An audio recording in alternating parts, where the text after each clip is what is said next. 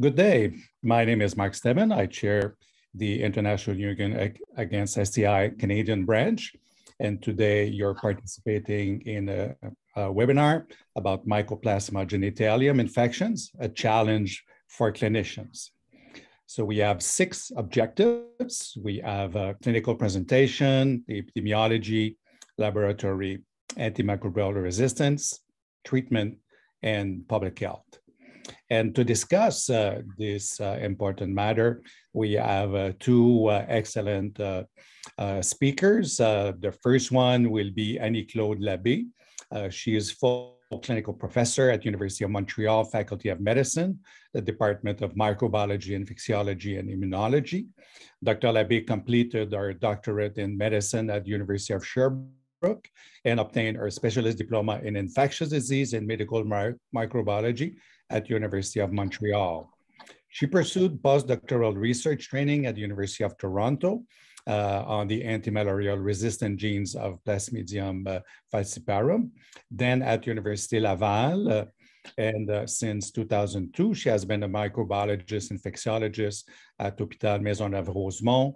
She is a member of the advisory committee on STBBIs of the National Institute of Public Health of Canada and the National Advisory Committee on Sexually Transmitted Disease and Bloodborne Infection at the Public Health Agency of Canada. She also participated in various ad hoc committees of the National Institute for Excellence in Health and Social Services for the development of optimal use guides or national protocols. Annie-Claude, please, I leave the microphone to you. Thank you, Mark.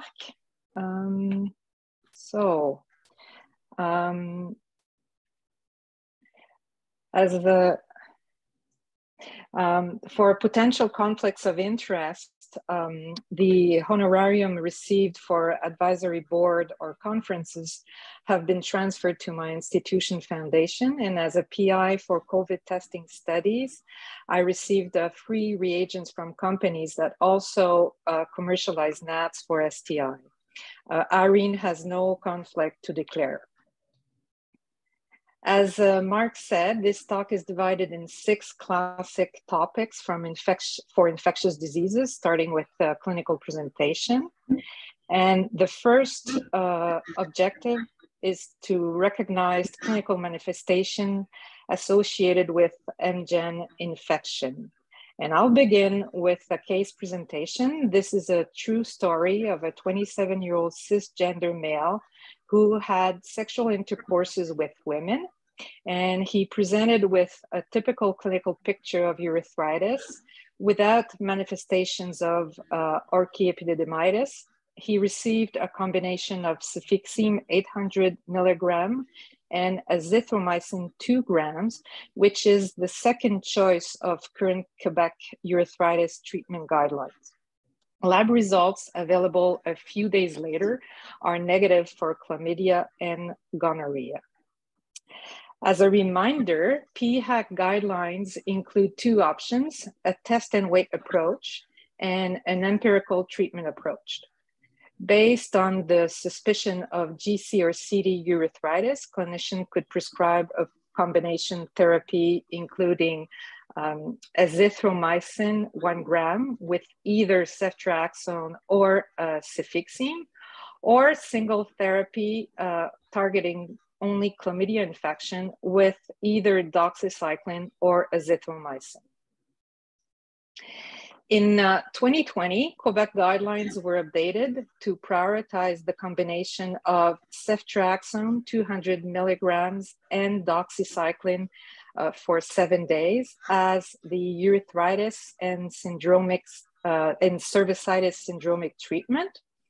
Alternatively, a combination with ceftriaxone or cefixime in association with azithromycin 2 gram is also acceptable. And please note that the dose of azithromycin was increased from 1 gram to 2 gram. So although our patient transiently improved, symptoms recurred and he sought medical attention 3 weeks later, He was then treated with ceftriaxone and doxycycline, and lab result came back again negative for chlamydia and gonorrhea. As all of us know, at this point, we needed to consider other etiologies, including NGen infection, as this is highlighted in the Quebec guideline. However, urine collected a week later was negative for NGen. So this poor man continued visiting clinics and provided samples for various lab tests over a 3-month period.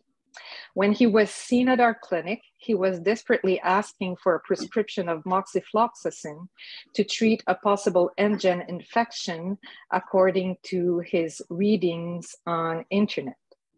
So Mycoplasma genitalium is a fastidious bacterium in the class of molecules. It was first cultured 40 years ago, and slow growth in vitro and burdensome culture requirements have precluded studies on its association with disease and routine diagnostic until NATs became available. Multiple studies have been conducted in males since the first ones by Jorgen Jensen in 1993. NGen is now clearly recognized as causing urethritis in men, and as said previously, should absolutely be considered in face of persistent or recurrent urethritis despite syndromic management. Evidence to determine whether NGen causes epididymitis still remain insufficient, and there is no evidence that NGen is associated with an increased risk of serious sequelae in men, and concerns are mainly directed towards women. Although less strongly with ORs of 1.7 to 2.2, so less strongly than urethritis in men, NGen is associated with clinical manifestations of cervicitis. It was also found in cases of PID, which are known to be polymicrobial. 2 published meta-analyses show conflicted data on the association of NGen with PID, and no randomized trials have tested whether NGen screening and treatment can lower PID incidence. So therefore, as I will point out later, no population-based screening in asymptomatic individuals guidance exists. And in addition, few studies have examined associations between NGen infection and adverse pregnancy outcome. In this very recent meta-analysis, I always have problems saying this in English, an association was found for preterm birth, but not with spontaneous abortion. So this is a summary slide of syndromes associated with NGen infection. Regarding extragenital infection here at the bottom, there is still a lack of knowledge on the clinical and epidemiological importance of rectal infection. I wrote here conflicted data. However, pharyngeal infection are probably negligible. So what is known about Canadian epidemiology? NGen infections are not notifiable in any province, as long as I know. So we rely on individual studies. Globally, it is said that in low-risk populations, the prevalence of infection is approximately 1%. It is higher in men who have sex with men, sex workers, and STI clinic attendees, in particular among specific populations. 2 important Canadian studies were published a couple of years ago, estimating the prevalence of approximately 5% if we round up those estimates in men and women. So those prevalence estimates are often similar to or exceeding those of chlamydia infections. Another study, still unpublished, but that was presented at the last ISSTDR conference, estimated NGen prevalence among gay, bisexual, and other MSM in Montreal. This study was part of Engage, a cohort study examining STBBI and various aspects of sexual health among gay, bisexual men in MSM in Montreal, Toronto, and Vancouver. So participants were recruited through respondent-driven sampling and enrolled in the cohort. Data collection involved a computer-assisted self-interview and biological samples. Pharyngeal samples were collected by research nurses, while urine and rectal samples were collected by participants. The current analysis from Montreal participants is based on specimens collected in the study between November 2018 and November 2019. Overall, almost 2,000 samples from 716 participants were analyzed, and 64 samples from 61 participants were found positive for MGen. As shown in table 1 above, that was extracted from the poster, RDS adjusted MGen prevalent was 4.5% at the rectal site and 2.5% at the urethral site. Only one infection was found at the pharyngeal site. Among the 566 participants for whom valid results were available for all 3 anatomical sites, MGen prevalent was twice the level of chlamydia infection and comparable to the level of gonorrhea infection. Only one Trichomonas vaginalis infection was detected. The third objective is to identify symptomatic individuals for whom testing is indicated and perform the recommended samples. I added here in brackets also partners of infected individuals, as this is still not recommended in Canadian guidelines. I also included a citation from a fabulous paper that I read recently, and I encourage reading this nice article. In line with PHAC guideline, since 2018 in Quebec, we have been recommending MGen testing in symptomatic individuals for whom chlamydia and gonorrhea testing was negative and who did not respond to first-line treatment. The lab requires clinical information written on the request form to perform testing. These stringent criteria were based in 2019 in part on the fact that infections are frequently asymptomatic, data on the risk of sequelae from untreated MGen infection in women are less robust than data for chlamydia. We also considered risk of antimicrobial pressure and lab capacity. Preferred samples in women are vaginal swabs in universal transport media or e-swab liquid media, either self or clinician collected, followed by cervical samples or urine. Urine is preferred in men, and we recommend the first 10-20 mL of urine. We currently don't process pharyngeal nor rectal swabs. The access to MGen testing is available publicly since 2018.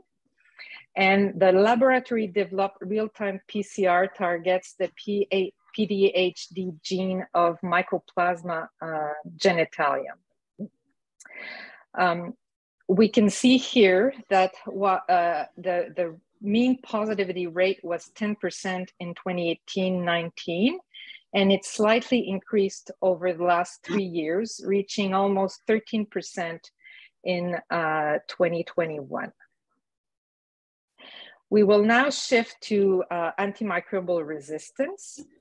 In 2019, MGen was one of the only 3 microorganisms added to the CDC antimicrobial resistant threats watch list due to the rapid emergence and spread of AMR. So I will now pass on to Irene.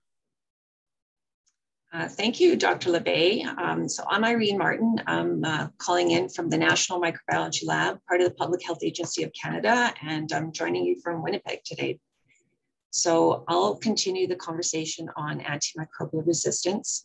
There are two main antimicrobial resistances we monitor in MGen. The first is macrolide resistance mutations, or MRM.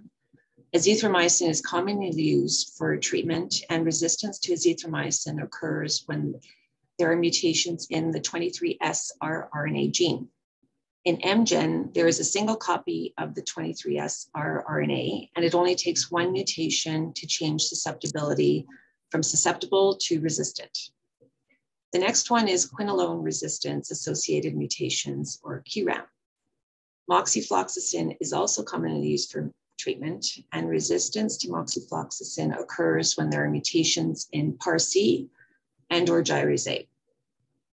The tricky thing here is that QRAMs are not 100% predictive of treatment failure, and not all QRAMs are equally important or cause the same level of resistance. Typically, we look at the PAR-C sequences to identify mutations that predict moxifloxacin resistance, but isolates that also have mutations in gyrase A may have an additive effect on MICs. So next slide. MGen is not nationally reportable, and we don't have a national surveillance program, so it is difficult to ascertain the true burden of disease. But over the last few years, we have had several very good publications in the literature describing prevalence in specific populations. On the next slide, this table is a summary of the articles displayed on the previous slide. And Dr. LeBay mentioned a few of these. Each of these studies focused on a specific population attending an STI clinic. We see prevalence ranging from about 4% to as high as 25%.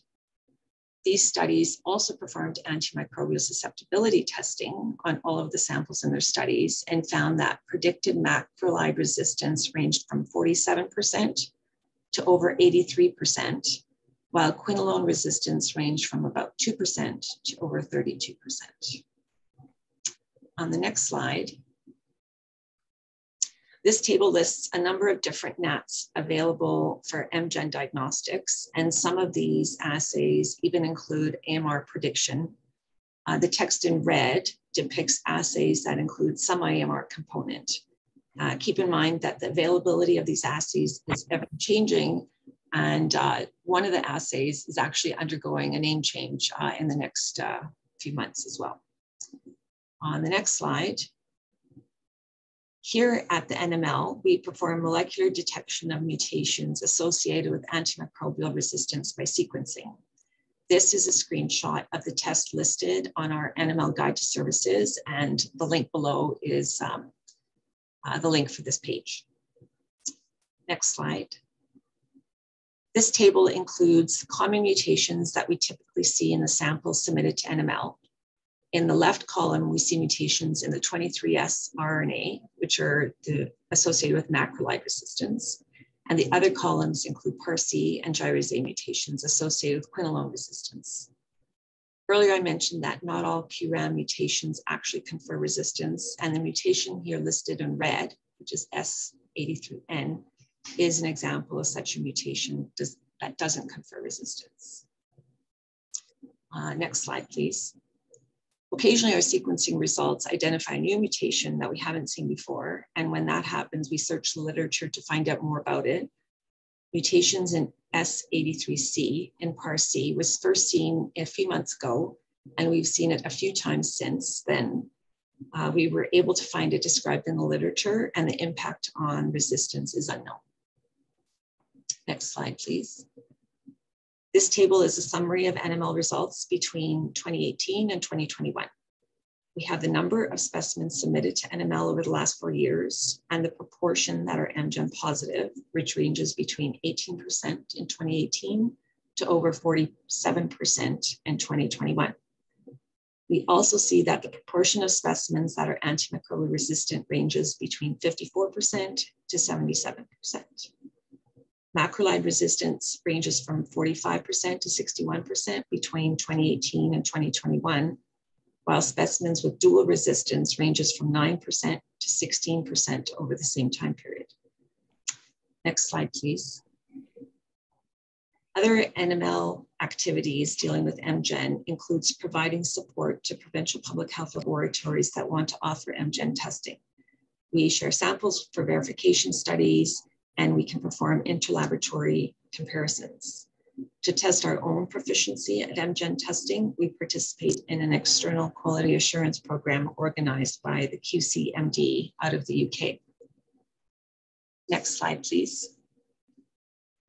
I thought this would be a good opportunity to introduce a new data sharing program called CureID, which is a platform set up for healthcare professionals that tracks off-label uses of existing drugs as well as treatment failures. This is a collaboration between the FDA, the NIH, the WHO, and Canada was invited to be part of the technical working group to set up and operationalize reporting of treatment failures of MGen and GC.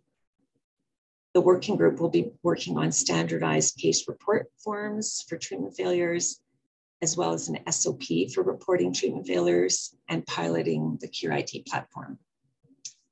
I think it's back to you for the next slide. So back to the ENGAGE study. Among 60 participants who had at least one positive sample for MGen, macrolide resistance prevalence was 84%. The S83I mutation was present in 25% of infected individuals, which is higher than the proportion found in Australia among MSM in 2016-2017. As Irene said, other mutations linked or not with fluoroquinolone resistance and treatment failure were also present. In Quebec, as I said, the testing is available since 2018. And with the help of Brigitte Lefebvre at the LSPQ, we analyzed after excluding duplicates that we defined as a second sample less than 3 months later, except when AMR result was different. We identified the proportion of resistance marker. This is a very biased sample because all those positive samples were collected per clinical indication, and the majority of individuals had probably already received azithromycin. So these high percentage of resistance marker do not reflect what is going on in the whole population. So the distribution of samples, obviously they were much higher in males, but overall we had almost 500 samples. And the proportion of samples that were presumed resistant to azithromycin, according to the NML definition, was 81%, while the proportion presumed resistant to moxifloxacin was 24%, which is very, very high. And when we looked at having both mutations, there were 21% of those samples that had both mutation, which is quite scary. So now the objective of treatment to prescribe antibiotics according to guidelines and resistant challenges. So when deciding to treat, we need to weigh potential benefits and harms of testing and treatment. As I said, this paper that was published in Emerging Infectious Disease was great, and I just extracted in bullet forms what the authors suggested. Benefits are resolving symptoms, interrupting transmission, and preventing sequelae, and harms, especially if there is unnecessary antibiotic exposure, are cost, anxiety, adverse effects, and microbiota disruption, and increasing antimicrobial resistance. According to Canadian guidelines, the urethritis cervicitis in individuals who have not previously received azithromycin should be treated with azithromycin over 5 days, while if suspected treatment failure or if resistance to azithromycin is confirmed, the treatment should be moxifloxacin. In Quebec, a guideline exists for Mycoplasma genitalium infection, and it is essentially the same guidelines. However, since then, there's been other guidelines following Australia that suggested the sequential therapy with doxycycline followed by either azithromycin or moxifloxacin. And this is possible, especially if we have access to resistance-guided antimicrobial therapy.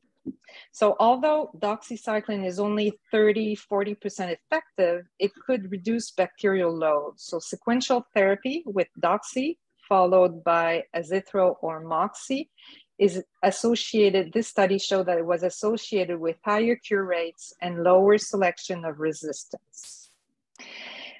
So this is a snapshot of different guidelines other than Canadian.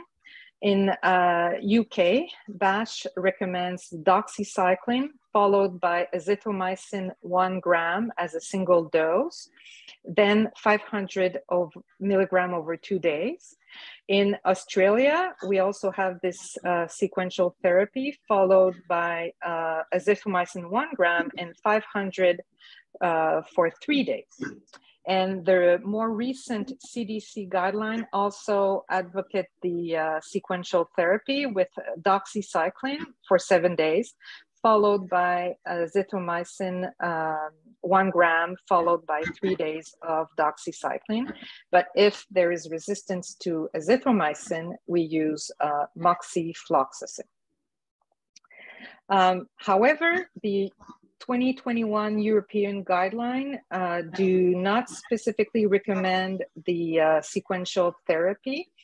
And they recommend the 5 days azithromycin or moxifloxacin, and there is a third line suggestion when there is failure or documented resistance to azithromycin and moxifloxacin. This is the example of how we can treat when we have access to resistance-guided therapy, but I won't spend too much time on this. You will have it in the slides.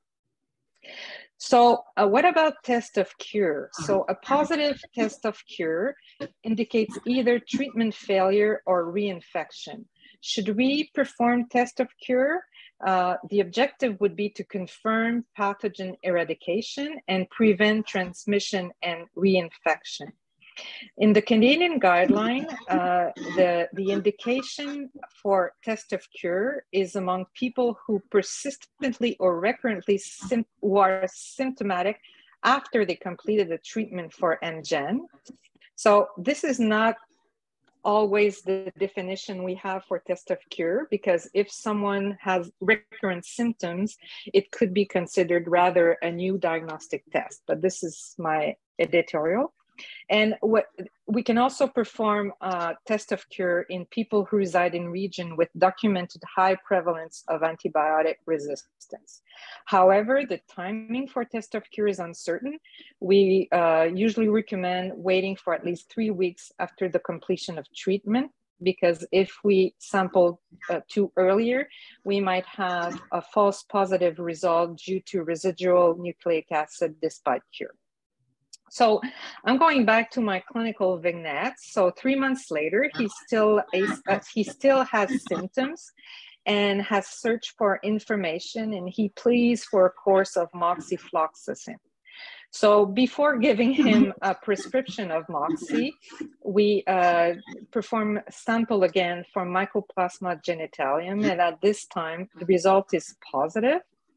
while the first NAT performed 6 weeks before was negative, probably reflecting low bacterial load at this time.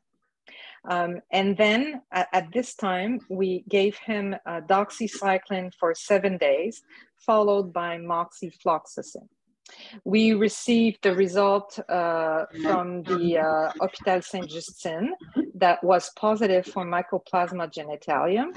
And then we also received the results from NML testing with predictive sensitivity, predictive resistance to azithromycin, but presumed sensitive to moxifloxacin.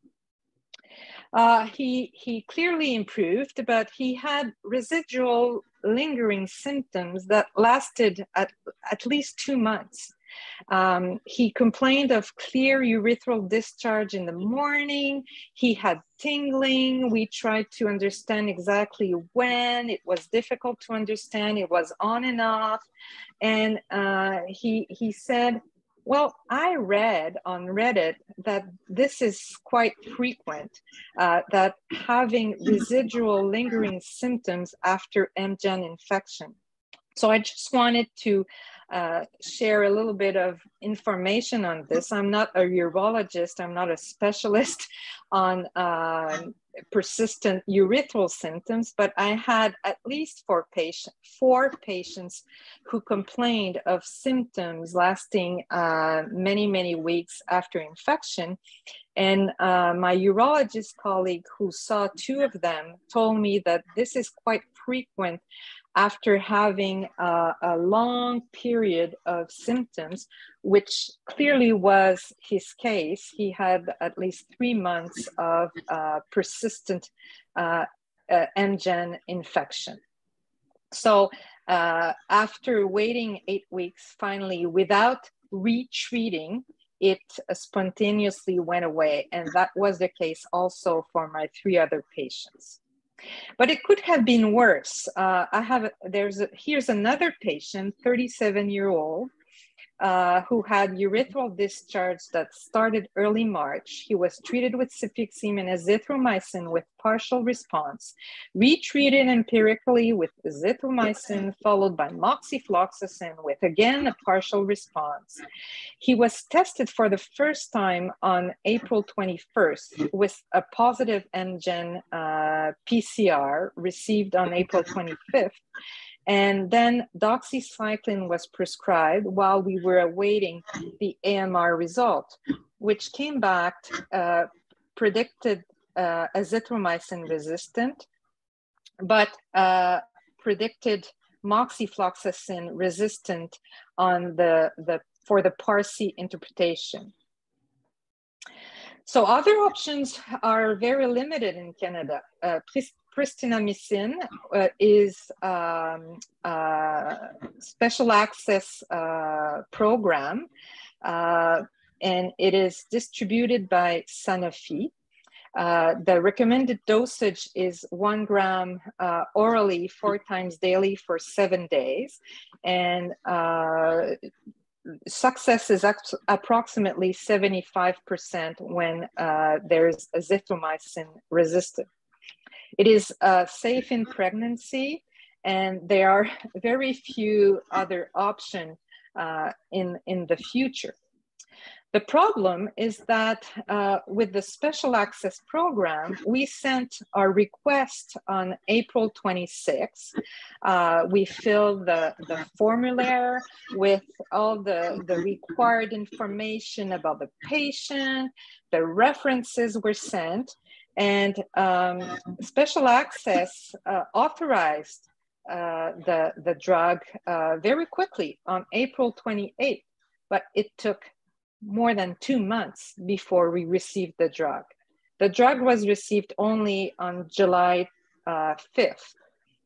And this is for this patient, but I have a few other experiences on ordering pristinamycin, and it took 2 months.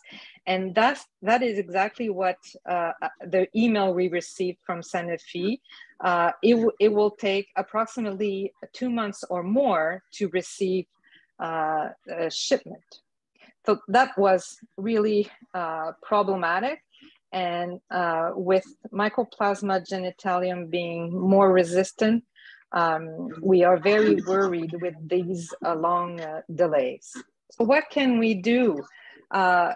We should not test for Mycoplasma genitalium in asymptomatic individual because the contribution of MGen to possible sequelae is unclear, and treatment may exacerbate the problem of antibiotic resistance.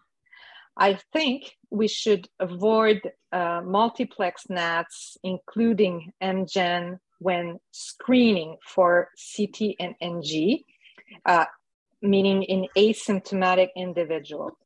I'm not saying that we should not use those platforms, but I don't think that we should report the result of Mycoplasma genitalium when this is not asked for by the clinician, because it may encourage unnecessary antibiotic use in asymptomatic individuals. I also think we should limit the use of azithromycin, especially the 1 gram single dose. And doxycycline is more and more the preferred treatment for urethritis and cervicitis in combination with cephalosporin. And I think that it would be great if we get in Canada the option of conducting susceptibility guided therapy with rapid detection of mutations. A recent editorial commentary in CID by our colleague Amita Singh and also from Lisa Manhart asked the question, is it time for the US and Canada to reconsider macrolides as the first-line empiric treatment for males with symptomatic urethritis? So this is what we decided to go for in Quebec in the 2020 update, where we suggested doxycycline as the first-line therapy for chlamydia infection, preferred especially in case of rectal exposure, with azithromycin considered only if treatment compliance problem is anticipated, or in the context of what is called accelerated partner therapy, because it's much easier to give a single dose than to give 7 days therapy. So the advantages of doxycycline over azithromycin are a better cure rate for rectal infection, and also possibly better for urogenital infection, as well if there is good adherence, which is the main problem. It also spares azithromycin in the face of emerging Neisseria gonorrhea and Mycoplasma genitalium resistance. It may also decrease, as I said previously, the bacterial load of MGen as the first phase of sequential treatment. And it is also the antibiotic recommended for the treatment of LGV, which would need to be continued for 21 consecutive days. In terms of public health, the management of sex partners is controversial. Guidelines differ in their recommendation. According to the Canadian guideline, there is insufficient evidence to provide recommendation for routine partner notification, but we should consider treating current partner regardless of symptoms to prevent reinfection of the index case. So we should treat current sexual partners with the same therapy as the index case. Other guidelines recommend to test before treating, and to treat only partners who are found positive by lab testing. So this is the case for the European guideline and the recent CDC guideline. So sex partners of patients with symptomatic MGen infection can be tested, and those with a positive test be treated. So the key messages for the bacterial STI infections, according to Quebec guidelines published by INES, l'Institut National d'Excellence en Santé et Services Sociaux. The preferred treatment for chlamydia infection is doxycycline, 100 milligrams BID for 7 days in all cases, unless a problem with treatment adherence is anticipated. And the recommended syndromic treatment for cervicitis and urethritis is ceftriaxone, 250 IM in a single dose, and doxycycline for 7 days. For MGen, because it is associated with urethritis, cervicitis, and PID, it is important to test for this bacterium by NAT when symptoms do not respond to syndromic therapy, and especially when the tests for gonorrhea and chlamydia are negative. Testing for and treating Mycoplasma genitalium in asymptomatic individuals is not recommended except for partners of infected persons. And resistance of Mycoplasma genitalium to azithromycin and moxifloxacin is extremely worrying. According to NML data for 2021, azithromycin presumed resistant was 48%, moxifloxacin was 10%. Sequential treatment starting with doxycycline is now recommended by many guidelines, and susceptibility guided therapy is promising. Antimicrobial stewardship and success of first treatment might be better. Alternative treatment options are limited, and pristinamycin is part of special access program, but delays are unacceptably long, with personal and public health implications in terms of transmission of an AMR organism. And more research is needed to better understand complications associated with untreated infection. So thank you very much for your attention, and we'll be ready to hear comments, and maybe I'll be able to respond to questions. Thank you, Annie-Claude and Irene. The passage of microphone was fast, so I did not have time to introduce Irene. So Irene is head of the Streptococcus and STI unit at the National Microbiology Laboratory, the Public Health Agency of Canada.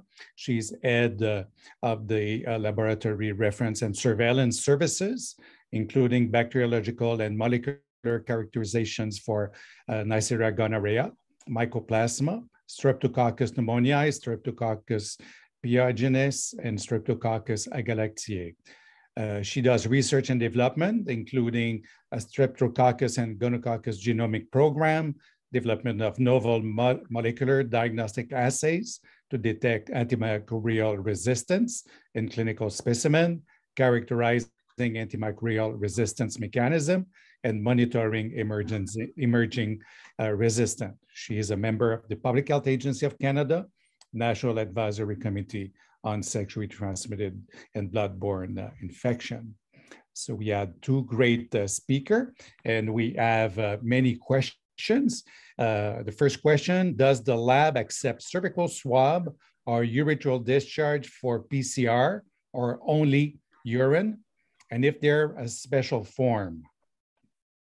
So in Quebec, we do accept cervical swab. We would also accept urethral swab if submitted in adequate transport media. And the other question mark was a special form. No, there's no special form. But at the present time, the laboratory requires clinical information on the form. We are about to stop this requirement because for many reasons, but especially because it's a lot of work for the lab to control on clinical information on the request forms. Another question about the incubation period of Mycoplasma. How long is the incubation period? Data, maybe someone in the audience will be better than I am, but the information varies in the literature. And this is probably because the infection is asymptomatic in many cases. More than 50% of clinic individuals in the studies had asymptomatic infection. And when there's symptoms, it is often indolent. So the incubation period is difficult to calculate. I saw a few days, like at least 1 week, to many months. There's a question about. Okay, sorry, go ahead. How frequently you receive cervical samples for infertility from females? I don't know. I don't have this information. I just want to acknowledge that the lab where testing is done in Quebec is not my lab. So I was, Émilie Vallière and Fabien Ralu shared with me information. And I'm not aware that infertility is indicated on the request form. So we have no idea. We cannot capture this information. And the same goes here for us too. We get about 15% of the samples sent to us are cervical swabs, but we're not given information on like fertility or anything like that. I also wanted to just comment on the first question. When samples are sent to NML, we do have a special form, but all of our samples submitted to NML come from the provincial laboratories. So original hospital labs would send to the province lab, and then they would send to us, and they would know what form to use. This is a long question, so be attentive. Are you concerned about tetracycline resistance emerging in MGen, particularly with ongoing discussion and off-label use of doxypep and doxyprep as STI prophylaxis among MSM for syphilis, gonorrhea, and chlamydia? The hypergay trial on doxypep found 12.5% of MGen specimen among MSM in a trial had 16S RNA mutation associated with tetracycline resistance, suggesting, according to the authors, that acquisition of these mutations may have been enhanced by the use of doxycycline. Well, I think the question is the answer. I don't have any more information, and AMR is always preoccupation, and it will also be with increasing use of doxycycline, I guess. There's a sub-question, given resistance rising to macrolides and quinolone and the use of doxycycline in other guidelines, such as UK and Australia, are they seeing a rise in the resistance to antibacterial treatment of MGen? Irene, do you want to take that one? Yeah, certainly there is definitely reports in the UK and Australia of rising resistance, and also specifically about tetracycline. I mean, we see that a lot in all the STIs that we see, you know, the use of a certain antibiotic, and then that pressure causes more and more resistance. So that's, you know, that's why we need the ongoing surveillance and constant, like, rechecking the treatment guidelines. So could we say that the prophylaxis for syphilis would have an impact on the antibiotic resistance of MGen that would be worse than the benefit of preventing syphilis?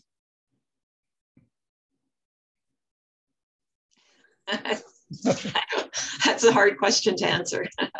It's a curveball. Yes. I think the jury is not ready yet, but we'll know in the near future. Sorry for that question. Does IUSTI recommend sequential therapy? I'm not aware that IUSTI Canada is making recommendation for MGen. What I presented here was what is recommended in different areas of the world. I selected only a few. and also the Canadian guideline and the Quebec guideline, but I'm not making any recommendation here. Yeah, IUSTI Europe frequently has a webinar, and they do produce guideline, but I'm not sure about their position at this time. But IUSTI Canada does not produce a guideline or therapeutic recommendation. I probably was a little bit too quick on the European 2021 guideline, in which Dr. Jensen participated, or was the lead author. And in this paper, they discuss on the sequential therapy with that it is not that strong for them. So that's why they recommend upfront azithromycin or moxifloxacin, and they promote access to the resistance-guided therapy. I think you already answered, Annie-Claude. The pristinamycin is safe in pregnancy? Yes, it is. Okay.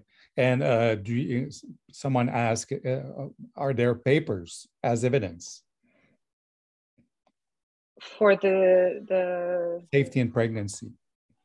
I didn't read those papers. It just said safe in pregnancy, but maybe the question, I guess the question is worth it, and I might go back and see the evidence, but everywhere I read, it was said that it was safe in pregnancy.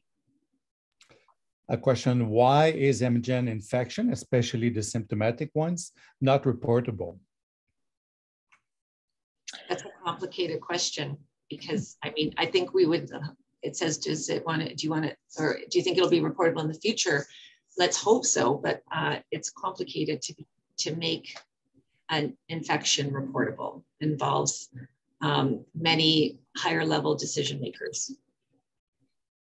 There are a set of recommendations when to recommend that disease be reportable, and the list is long, and the evidence has to be pretty thick. And I think at this moment we're still with new knowledge, even if it's an old bug, it's a lot of new knowledge, and we don't have all the knowledge necessary to make it reportable at this moment. We have a question in the context of Quebec. Since nurse clinicians are able to prescribe the screening of STI, if we have a patient with an history of Mycoplasma genitalium, should we refer to doctors, even if they are asymptomatic?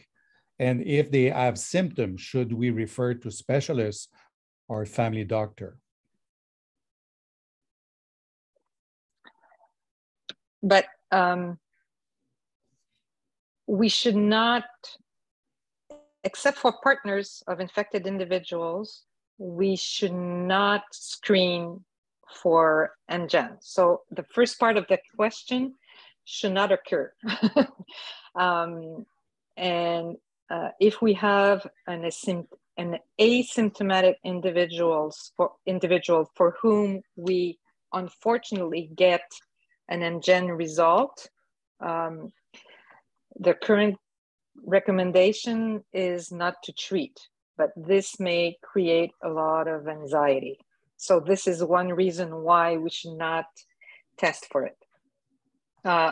Regarding referring a symptomatic individual to a physician, I guess it will depend on the, if I can speak in French, because this question comes from Quebec, ça peut dépendre des protocoles nationaux, des ordonnances collectives dans vos milieux.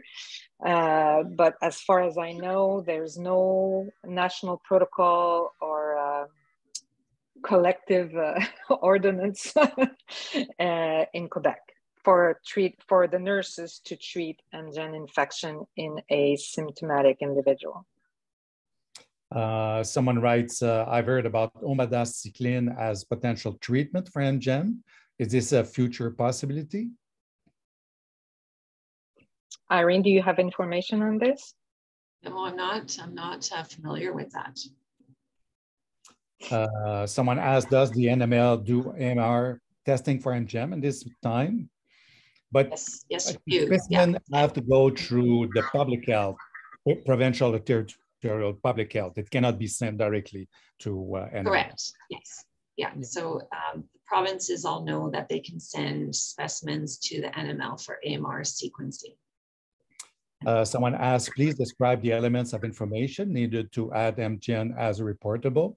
I will do my homework and we'll post on the IUSTI Canada website the information. But there are things more than the potential complication, the numbers, treatability. So I'll make sure to put that in the next week. We have other question. How long can it be latent?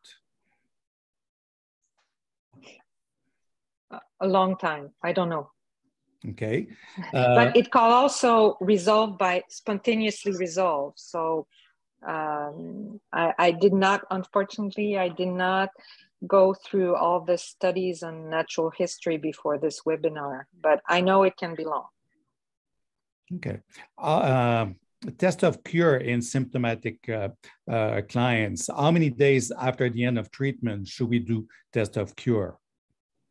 At least 3 weeks. And this is a minimum. If we have a patient with confirmed MGN resistant to both drugs available in Canada, and it takes 2 months to take pristinamycin, are the other drugs easier to access? Well, what we did for our few patients is that we gave, we offered them doxycycline for a longer period or minocycline. And otherwise, we also contacted Jürgen Jensen and some specialists in the US to get the other drugs that I had on my slides, but I have no experience with this. Okay, so that was about all time we had for the webinar. I would like to thank our two great speakers. I think we've learned a lot about MGen and still more to come in the next future. So thank you, Irene and Annie-Claude, for your great presentation. And before concluding, I will add that we will have a webinar in October. Are we ready for the next pandemic? And if it was an STI, given by Dr. Cécile Tremblay. In November, we'll have a presentation about syphilis vaccine development by Caroline Cameron. We'll have a 1st of December webinar on an AIDS subject. We're not clear at this moment if it's going to be post-AIDS 2022. And in January, we will have a webinar by Carmen Logi about stigma and being an impediment to reach WHO objectives for sexually transmitted infection and HIV. So I'd like to thank Canadian Public Health Association that hosts our webinar. And for those who are interested in reviewing this webinar, it will be on IUSTI Canada website in a week or two. And if you have colleagues that may benefit but could not attend the webinar, they'll be able to see it in 1 or 2 weeks. So again, thank you all for attending this webinar, and I hope to see you in the next webinar. Thank you, Annie-Claude and Irene, again. Bye, everyone.